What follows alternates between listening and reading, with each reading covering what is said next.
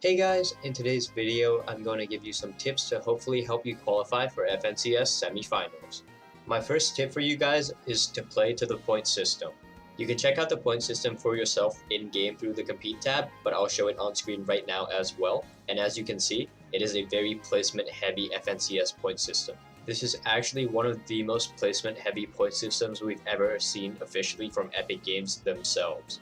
Basically, getting a 0 kill win will give you the same amount of points as getting 25 kills, which is a lot more than last season's 14 kills for a win, or even the previous season's 10 kills for a win. It is also important to note that you will have 3 hours to play and 10 matches to complete. Now that we know the point system, how exactly do we play to it? Well, a huge part of this is to make sure that 1, you don't die off spawn, and 2, that you play for endgame. I'm going to discuss not dying off spawn first because I feel like that's probably more important than actually telling you guys to play for endgame, but I'll cover that part as well later in the video. So the most important part for not dying off spawn is to make sure that 1, you pick a good landing spot that matches both your trio chemistry and how you're playing relative to other players. Basically, if you're really strong, a pro trio if you will, you can be down to contest all the contested landing locations because you know that you can probably beat most of the other players contesting you there. However, if you're more of a passive trio and you're not so good at early or mid-game fights, you might want to select a more passive landing spot, maybe on the edge of a map or an unnamed location. Of course, at the time of this video coming out, most of you guys will probably already have your trio drop spot already planned out and picked, so I'm going to give you guys some tips for how to dominate off spawn as well.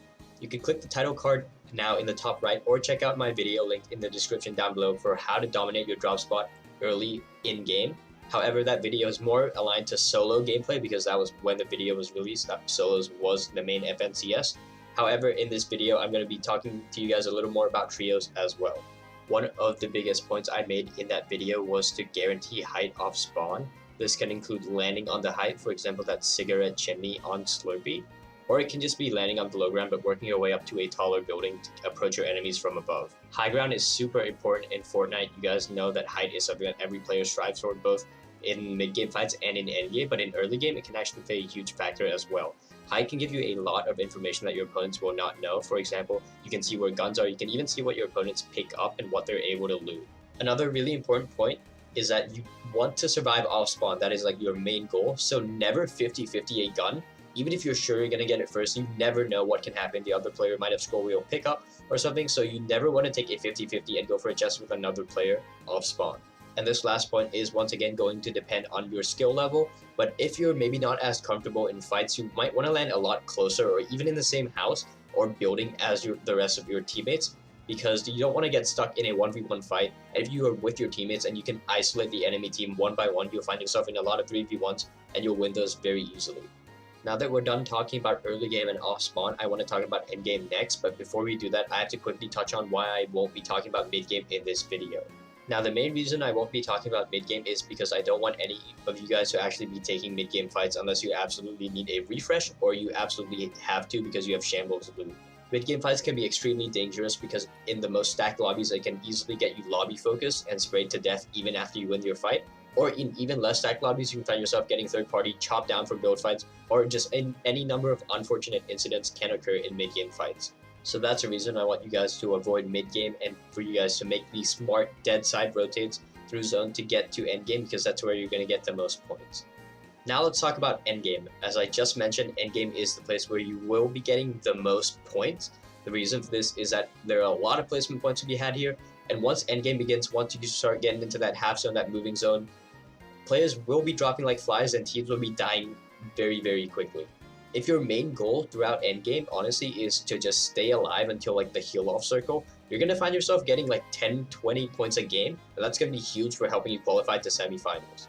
Endgame isn't just a great place to get free placement points, it's also a great place to get a lot of free elimination points as well. And if you want more help on how to get impact frags endgame, you can check out my video linked in the description down below. And before we wrap up the video here, I really want to make it clear that endgame is literally the best place for you to get your points. Especially if you're not confident as a trio or maybe not the best players as a trio, and you can be honest with yourself on this. You don't want to be W-king, you don't want to say, oh, look at those pros W-king their first games. If we do that, we can get points like they can. That's not how it is. And if you can't W-key as well as the pros, getting endgame can even get you more points than the W-keys will get. Remember guys, you're getting 25 points for a win. That's a lot of points. That's the same thing as 25 kills. So if you get like a 5 kill win, you're gonna get 30 points. That's a lot of points. That's gonna play a huge role in helping you qualify for semis. So always play for Endgame, try and survive, and stay alive as a trio. Additionally, guys, I know a lot of YouTubers like to promote their codes at the beginning of their videos. I don't like to do that because I like to get straight to the content. But if I could get 100 people using code JEDI2X in the Fortnite item shop, I'd be really happy and I'd be really grateful for every single one of you watching. And that's going to wrap up the video. Thank you guys for watching. I hope you guys enjoyed. If you did, don't forget to leave a like on the video. Subscribe to my channel for more Fortnite competitive tips and tricks.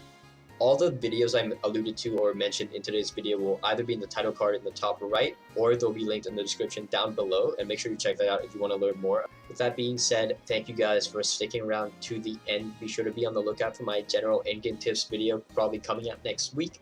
Good luck qualifying for FNCS, and peace.